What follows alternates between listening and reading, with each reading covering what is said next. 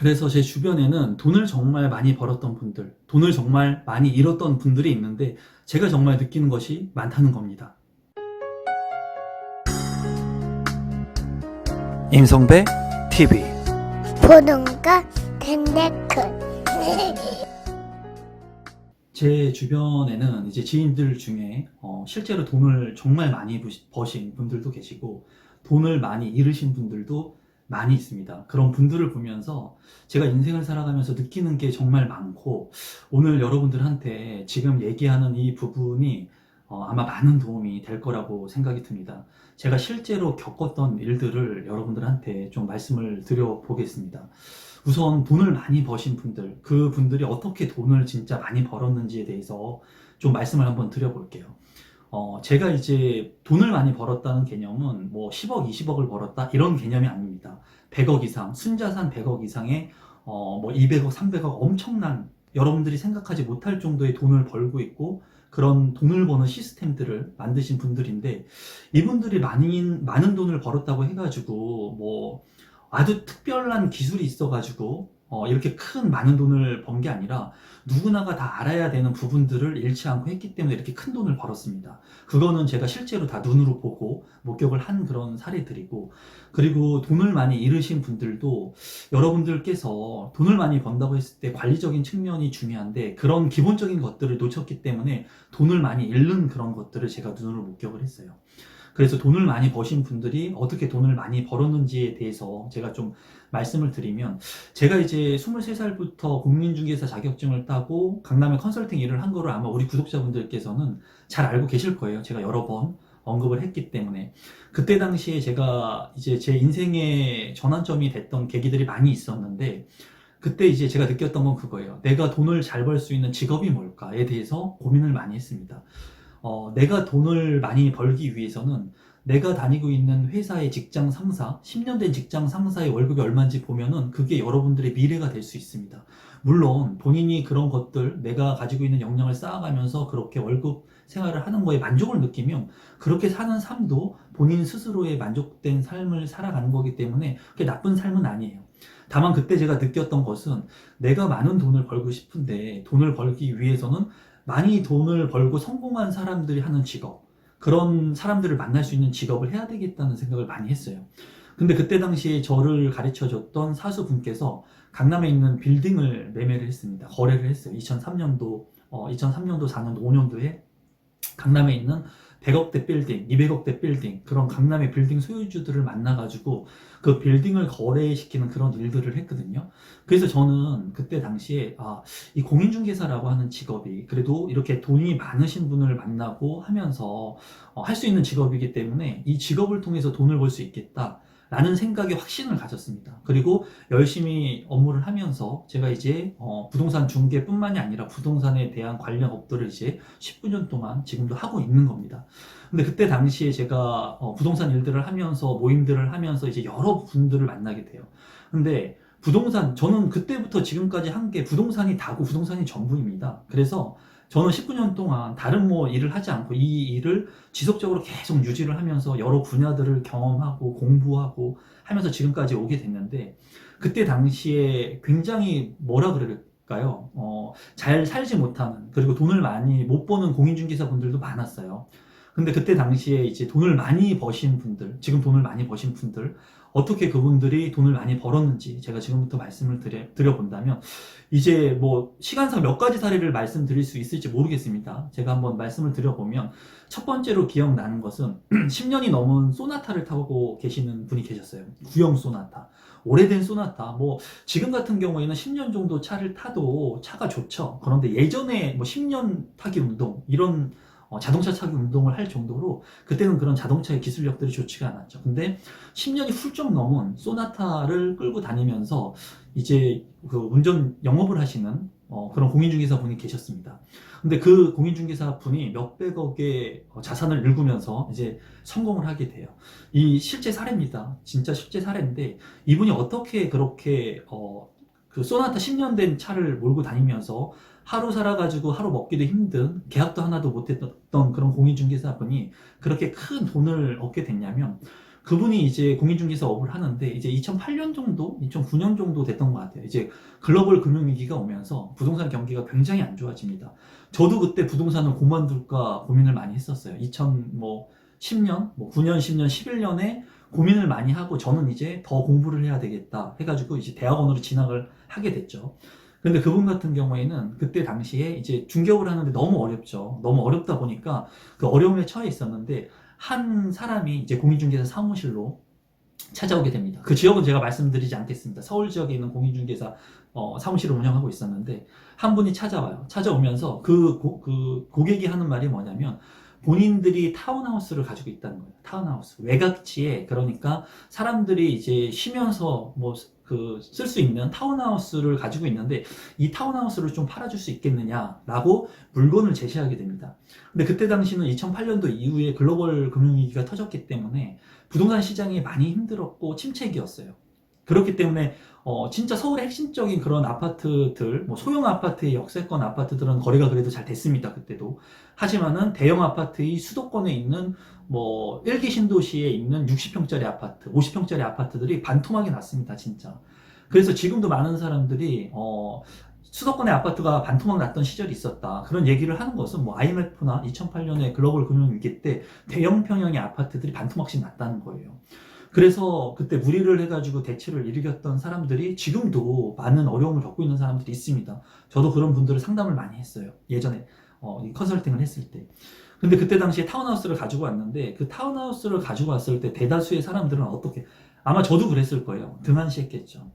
왜냐면 지금 서울에 있는 아파트 가격들도 조정을 받으면서 거래가 잘 이루어지지 않고 부동산에 대해서 불신의 그런 생각들을 가지고 있는 그런 시점에 외곽 지역에 있는 타운하우스 이런 것들을 살려고 하는 사람들은 극소수, 거의 없다는 거예요. 똘똘한 아파트 서울에 있는 것들도 지금 무서워가지고 매수를 할까 말까 하는데 그런 것들을 이제 등한시 한다는 거죠. 아마 대다수의 공인중개사분들이 그런 것들을 등한시 했을 겁니다. 근데 그분이 이제 그분 같은 경우에는 매사에 열심히 하고 최선을 다하는 그런 분이었어요. 근데 그분이 그 타운하우스를 열심히 해가지고 그 타운하우스를 이제 팔아주는 시점이 생기게 됩니다. 물론 그 시점은 경기가 조금씩 살아나는 그런 시점, 2012년도를 지나면서 부동산 경기가 좀 좋아졌죠. 그러니까 그 어려운 시점을 거쳐가면서 그 타운하우스를 팔아주게 돼요. 근데 그 타운하우스를 팔아주면서 그 과정이 있지 않습니까? 그러니까 제가 이 부분을 좀 드리고 싶어요. 여러분들한테. 어떤 부분을 말씀드리고 싶냐면, 제가 공인중개사이기 때문에, 공인중개사 뭐 지금 현업을 하고 있진 않지만, 제가 공인중개사이기 때문에 공인중개사 분들의 편을 드는 건 아니에요. 하지만, 많은 분들이 거래를 해가지고 계약을 성사시키는 그 수수료만 본다는 거죠. 근데 공인중개사 분들은 그 과정 속에서 거래를 하기 위해서 노력한 그 시간과 열정과 그런 것들이 굉장히 어려움이 많이 녹아있는 경우도 많습니다. 그런데 지금 많은 분들이 단편적인 수수료가 비싸다 이런 부분, 물론 높은 수수료는 조정할 필요성이 있다고 보여져요. 하지만은 이런 과정 속에서 굉장히 어려운 부분들을 겪기도 하거든요. 그래서 이런 과정을 그분을 봤다는 거예요. 그 타운하우스 한 개를 파는 그 과정들을 보면서 이 공인중개사가 정말 성심을 다하고 본인의 목적, 본인의 이득만을 취하는 게 아니라 고객에 대한 이익을 우선시하고 고객을 배려하고 한다는 것을 느꼈던 거죠. 근데 정작 중요한 건 뭐냐면 이 물건을 가져왔던 그 분이 다니던 회사에서 이 회사의 미분양 물량들을 보유하고 있었던 겁니다. 그래서 그 회사는 굉장히 퀄리티가 있는 메이저급의 건설사 회사였어요. 그 회사에서 이제 앞으로 진행할 사놓고 부지를 확보해 놓고 건설하는 그런 분양 물량 중에 전소권을 이 공인중개사 분한테 이제 주게 됩니다. 이런 사례는 수십 개가 넘게 있어요, 주변에. 여기에서 제가 하고 싶은 얘기는 뭐냐면 이 10년 동안 소나타를 타고 계신 분이 성심을 다해서 진심을 다해서 이 분을 도와줬다는 거예요. 그리고 이 귀인을 만났기 때문에 이 귀인의 백그라운드에 있었던 이런 분양할 수 있는 것들, 지금도 메이저급의 아파트라든가 이런 것들을 분양을 총괄하고 있습니다, 이분께서. 그래서 이 뭐 수수료에 대한 부분을 얘기하기는 그렇지만 굉장히 많은 돈을 지금도 이 어려운 시기에서도 벌고 있어요, 이분 같은 경우에. 또 하나의 사례를 제가 말씀드려 보겠습니다. 또 하나의 사례는 뭐냐면 굉장히 나이가 많이 들어가지고 공인중개사를 시작하신 분이에요. 이분 같은 경우에는 이제 그 경기도 외곽지에서 자그마한 공인중개사 사무실을 했습니다. 그런데 이제 수도권에 이제 오피스텔 같은 것들 또는 뭐 소형 아파트 같은 것들을 이제 건축해가지고 분양하는 분양 대행사들 또 그런 시행사들 회사들이 이 사전 조사를 하기 위해서 오는 경우들이 있어요. 그러면 거기에 있는 오피스텔이나 뭐 다세대 주택 같은 것들을 일정 기간 동안만 이제 임차를 해서 쓰게 됩니다. 그거를 단기 임대라 그러죠. 예를 들면은 뭐 6개월을 내가 임차를 하겠다. 뭐 3개월을 임차를 하겠다. 근데 그런 분들이 왔을 때 내가 단기로 임대를 하러 왔다고 얘기를 하면은 문전박대 당하는 경우가 많다는 거예요. 왜냐면 공인중개사 입장에서는 1년 동안 월세 계약을 하거나 2년 동안 전세 계약을 해야지 그에 맞는 수수료를 받거든요. 물론 단기 임대 같은 경우에도 수수료를 책정해서 받지만은 작다는 거예요. 수수료가 2년 동안 전세하는 것보다 단기로 그 얼마 안 되는 금액을 내면서 3개월 임대하는 게 많은 돈을 수수료를 받지 못한다는 거예요. 그러면은 똑같이 이런 고객들을 등한시한다는 거예요. 근데 젊은 사람이 와가지고 이런 물건을 찾았는데 그 물건을 이제 찾으려고 했던 사람, 단기 임대를 구하려고 했던 사람도 여러 부동산 다녀봤자 문전박대 당하니까는 그냥 가가지고 얘기하고 나오고 했을 겁니다. 근데 이 나이가 드신 노년의 공인중개사 분은 이제 그 분을 앉혀가지고 왜 이 3개월 동안 짧은 임차를 하는지 이제 물어보고 성심을 다해서 대해주고 그리고 이 부동산 물량을 소개시켜줘서 계약까지 체결을 하게 돼요. 근데 중요한 것은 그 젊은 그 시세 조사를 하러 왔던 그 사람이 여기에 이제 부지를 매입하면서 그 오피스텔을 지으려고 했던 시장 조사 팀의 팀원이었다는 거예요. 그래가지고 이거에 대한 부분 히스토리를 이제 회사에 가서 보고를 하게 됩니다. 이건 다 실제 사례들이에요. 그러면서 그 대표되는 사람이 실제로 그 공인중개사에 방문을 하면서 부지를 사는 전소권을 그 공인중개사한테 주게 됩니다. 그래가지고 그 공인중개사가 그쪽 지역에 이제 몇백 평이 넘는 그 오피스텔 부지를 매입해주면서 그 전속 대행까지 진행을 하면서 실제로 많은 돈을 연계해가지고 돈을 벌게 돼요. 제가 이제 공인중개사 협회에서도 강의를 했고 예전에 그리고 공인중개사 분들을 배출하는 그런 사설 기관에서도 강의를 했었습니다. 그때도 제가 얘기했던 부분들은 이런 실제로 성공한 제 주변에 있는 사례들을 말씀드리면서 그분들한테 하는 팩트가 되는 건 그거예요. 기본에 충실해라. 가장 중요한 것은 기본에 충실하는 거예요. 기본에. 오는 고객한테 성심을 다해서 뭐 이런 빨대를 하나 파는 것도 똑같습니다. 이런 제가 지금 커피를 먹고 있는데 이런 빨대를 하나 파는 것도 똑같아요. 이 빨대 하나를 팔러 온 사람 또는 사러 온 사람한테 성심을 다하고 진심을 다하고 최선을 다했을 때 그 사람이 이 빨대 공장 회장의 사장을 나를 소개시켜 줄 수도 있는 거예요. 그 사람이 어떤 사람인지 모르는 겁니다. 그래서 저는 지금까지 많은 사람들을 만나고 또 그렇게 해서 성공하신 제 제자분들도 만나보면서 느끼는 것은 제가 지금도 느끼는 것은 기본에 충실하는 게 가장 중요합니다. 기본에 충실하는 거. 수백억, 수천억의 자산을 일구신 분들도 특별한 건 없어요. 김승호 회장님께서도 얘기하죠. 특별한 건 없다. 다만 내가 포기하지 않고 아주 사소한 것들을 내가 매일같이 실행하는 것 뿐이다. 그러니까 정말 내가 성공을 하기 위해서 돈을 많이 벌기 위해서 아주 특별한 로또 같은 뭔가의 기술이 있다라고 생각하시는 분들이 있는데 물론 그런 기술이 가미되긴 해야겠지만 기본적으로 그 기본에 충실해야 된다는 거예요. 이런 것들을 제가 많이 느끼고 최근에 또 만났던 분들을 통해서 이제 반대의 사례들을 좀 말씀드리면 제가 주변에 있는 분들을 만나면서 많은 것을 느끼는데 실패를 하는 사례들을 또 느낍니다. 이렇게 돈을 많이 잘 버신 분들은 이 돈을 관리를 해야 됩니다. 관리 측면을 잘 해서 유지를 해야 되는데 한 번에 이렇게 내가 돈을 많이 벌게 되면 이 관리가 안 돼요. 왜냐하면 돈을 관리하는 방법들을 우리는 배우지 않기 때문이에요. 그래가지고 소비 지출을 내가 어떻게 해야 되는지 잘 모른다는 거죠. 제가 여러분들한테 소비 지출에 대한 그런 부분들의 영상들도 많이 말씀을 드리고 하는데 뭐 부동산을 통해 가지고 내가 많은 돈을 벌었다는 거예요. 근데 이렇게 많은 돈을 벌었을 때 이제 어떠한 현상들이 일어나게 되냐면 작은 것을 등한시하게 됩니다. 그런 부분들을 너무나 많이 봐요. 제가 최근에도 바이러스 사태 때문에 실패하시는 분들이 많거든요. 실패하시는 분들을 많이 봐요. 제가 지금 많이 보고 있습니다. 그런 주변에 돈을 많이 벌었던 분들이 이 돈을 많이 잃는 경우들이 지금 많이 발생을 하고 있거든요. 근데 거기에 핵심 포인트는 뭐냐면 돈을 벌기 위해서 이 기본적인 것에 충실했던 사람들이 이렇게 돈을 많이 벌 수 있는 그런 기회들을 잡았었는데 돈을 많이 벌었던 사람들이 돈을 잃었던 그 경험들을 보면은 첫 번째로는 아주 작은 것을 등한시합니다. 내가 만약에 예를 들어서 공인중개사의 사례처럼 만약에 월세를 구하러 왔던, 단기 임대를 구하러 왔던 이런 사람들이 있을 때 성심성의껏 해야 되는 게 기본인데 이 기본을 지키지 않는다는 거예요. 또는 내가 이렇게 공인중개사 일을 해가지고 작은 공인중개사 사무실을 운영하면서 돈을 벌고 이런 귀인들을 만나서 내가 이렇게 몇백억이 되는 자산을 이뤘다는 거예요. 그러면 대부분의 사람들은 내가 했던 이 작은 공인중개사, 기본이 되고 시초가 됐던 이것을 버리게 됩니다. 그리고 더 큰 것을 하기 위해서, 더 많은 것을 얻기 위해서 이런 사업들을 다각화하게 돼요. 근데 제가 보는 느낌은 그거예요. 많은 분들을 보면서 느낀 것은, 이런 것들을 유지할 수 있는 사람들은, 이 초심을 유지하면서 이런 것들을 유지하는 사람들이 그래도 오랫동안 갈 수 있다는 거예요. 그러니까 조그마한 10평짜리 공인중개사 사무실을 한다고 해서 계속해서 10평짜리 공인중개사 사무실을 하라는 게 아니라 캐파가 커졌죠. 캐파가 커졌으면 이 본질적인 공인중개사 사무소의 규모를 넓혀가지고 내 근간이 됐던, 뿌리가 됐던 것들을 유지하면서 다른 사업들을 유지할 수 있겠죠. 그러면 내가 지속해서 돈을 벌 수 있는 이 파이프라인을 가지고 가는 거죠. 그러면서 사업들을 같이 하는 거예요.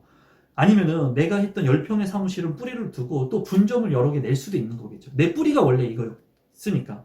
근데 대다수의 사람들은 이 뿌리, 이 캐파, 이 규모가 너무 작았던 이 공인중개사 것들을 이제 다 버리게 된다는 거예요. 그러면서 자기가 이렇게 시행사업을 통해서 돈을 벌었기 때문에 시행사업에 100% 뛰어든다거나, 자기도 이렇게 더 많은 돈을 벌기 위해서 부지를 매입해가지고 저도 건축을 하고 있지만, 건축을 하기 위해서 무리한 리스크에 투자를 한다거나, 이렇게 하면서 가지고 있던 재산들을 다 날리는 경우들을 정말 많이 보고 있습니다. 지금도 그렇습니다. 그래서 제가 이제 우리 구독자분들한테 말씀드리고 싶은 것은, 이제 최종적으로 아파트 청약과 관련돼서 이제 연결시켜서 얘기를 해본다면, 아파트 청약을 하기 위해서 여러분들은 지출, 소비를 통제하고 종잣돈을 모아서 계약금을 내고 잔금을 치를 겁니다. 그런데 아파트의 가격, 입지가 좋은 곳에 분양을 받으면 아파트 가격이 올라가겠죠. 그러다 보면 내 근간이 됐던 소비 지출들을 통제하지 못하고 쓰게 되는 그런 경향들이 많이 있다는 거예요. 제가 소비 지출에 대해서 얘기를 하니까 많은 분들이 이런 생각을 하실지 몰라요. 소비 지출을 해야 되니까 1,000원, 2,000원 아껴가지고 내가 뭐 좋은 브랜드의 옷 사고 싶은데 사지도 않고 그렇게 살라는 게 아니에요. 돈을 소비하고 지출을 할 때 꼭 소비해야 되는 것들을 소비를 하면 되지만, 내가 소비하지 않아야 되는 것들을 소비를 한다는 거죠. 예를 들면은 내가 A라고 하는 옷을 사려고 갔는데 1+1이라고 해가지고 더 비싼 옷을 산다는 거예요. 왜냐면 1+1이기 때문에, 하나 더 주기 때문에. 그러면 이거는 현명한 소비가 아니에요.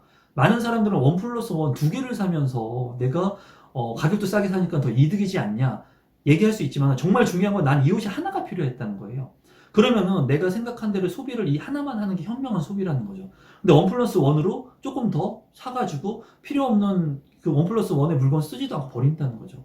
그러니까 이런 것들이 소비 지출의 현명한 그런 포인트인데, 돈을 좋은 브랜드의 옷을 사고 안 사고 이런 부분들의 개념하고 많이 혼동하는 분들도 있는 것 같더라고요. 그래서 제가 이제 이런 것들을 느끼면서 생각했던 것은 이제 두 가지가 있습니다. 최종적으로. 첫 번째는 내가 근간이 되고 내가 하는 일, 원래 시초가 됐던 그런 일들, 내가 지금까지 쌓았던 그런 일들의 기본이 돼가지고 수익적인 파생들이 생기게 된다면 이 기본이 됐던 일을 반드시 가져가는 게 현명하다. 이거에 대한 규모나 사이즈를 늘릴지는 모르겠지만, 나중에 이러한 사업들이 무너지게 됐을 때 내가 다시 이 근간이 됐던 일들을 꾸준히 유지를 하면서 다시 이 사업체 확장을 할 수가 있고, 이러한 많은 수익들을 올릴 수 있는 그런 기본이 되기 때문에, 이런 기본이 되는 일을 반드시 가져가야 된다는 게 제가 이제 인생을 살아가면서 느낀 겁니다. 그리고 두 번째는 현명한 소비 지출을 계속 유지를 하는 게 중요하다.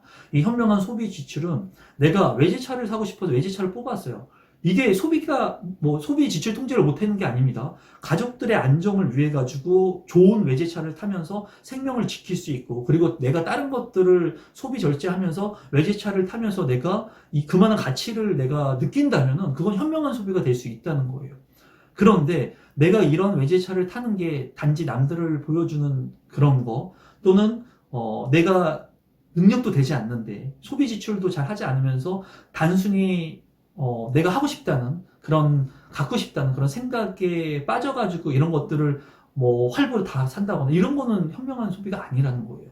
그래서 이런 소비 지출에 대한 부분들도 제가 봤을 때 많은 것들을 이제 느끼게 하는 그런 시점이에요, 지금 현재. 그래서 우리 구독자분들께서 뭐 공인중개사를 통해 가지고 돈을 많이 벌 수 있다 이런 부분을 얘기하는 게 아니라 여러분들도 언젠가 돈을 많이 벌 수 있는 그런 시점에 오게 될 겁니다. 그리고 지금 그런 시점에 와 있는 분들도 있으실 거예요. 그러면 돈이 많이 들어오게 되면은 이제 사지 않아야 될 것을 사고 소비 지출 통제를 못하고 돈이 자꾸 빠져나가게 된다는 거예요.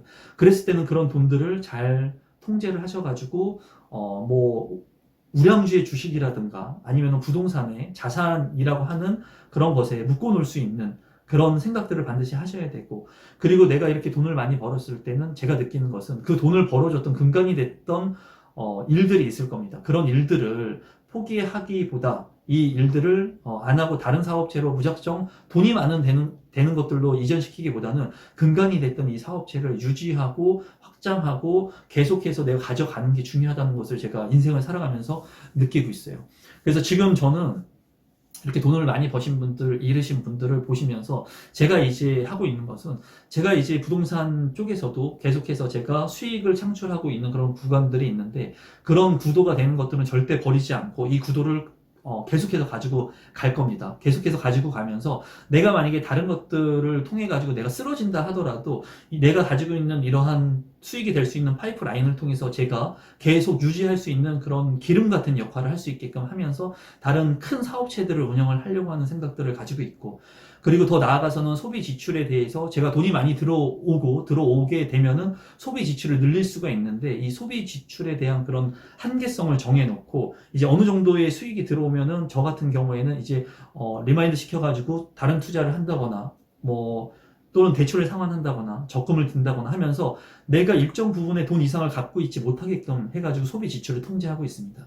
그래서 우리 구독자분들도 이제 아파트 청약을 통해서 내 집 마련을 하고 만약에 그 아파트 가격이 상승을 하고 돈을 많이 벌게 됐을 때 이런 소비 지출에 대한 부분도 생각해 보셨으면 좋겠고, 제 영상을 보시는 분들은 아마 돈을 많이 버실 가능성이 크다고 저는 생각을 합니다. 왜냐면 제 채널이 부동산 재테크 관련된 채널이고, 그리고 소비 지출의 통제라든가 여러분들이 돈을 벌 수 있는 그런 방향성들을 제시해 주는 채널이라고 생각을 하기 때문에 여러분들도 그런 시점들이 오게 될 건데, 그런 마인드 정립들을 지금부터라도 해놓고 향후에 내가 진짜 주체할 수 없는 돈을 많이 벌게 됐을 때 나는 내가 가지고 있는 돈을 어떻게 자산 배분을 하고, 그리고 어떤 소비 지출을 통제하고 어떻게 활용할 것인가에 대한 것도 미리 한번 계획을 세워보시면 좋을 것 같아요. 물론 꿈 같은 일일 수 있습니다. 하지만 그런 시점들이 보다 더 빠르게 올 수가 있습니다, 여러분. 그래서 오늘은 제가 뭐 돈을 많이 벌었던 그런 사례, 잃었던 사례들을 좀 한번 말씀을 드려봤고, 그런 분들을 저는 지금도 지속해서 통화하고 만나고 있습니다. 그리고 제가 앞으로 그렇게 느끼는 것들도 여러분들한테 많이 전달해 드리도록 하겠습니다. 그럼 오늘 영상 끝까지 또 믿고 봐주신 구독자분들께 진심으로 감사드리고 오늘 영상은 이것으로 마무리 짓도록 하겠습니다. 감사합니다, 여러분.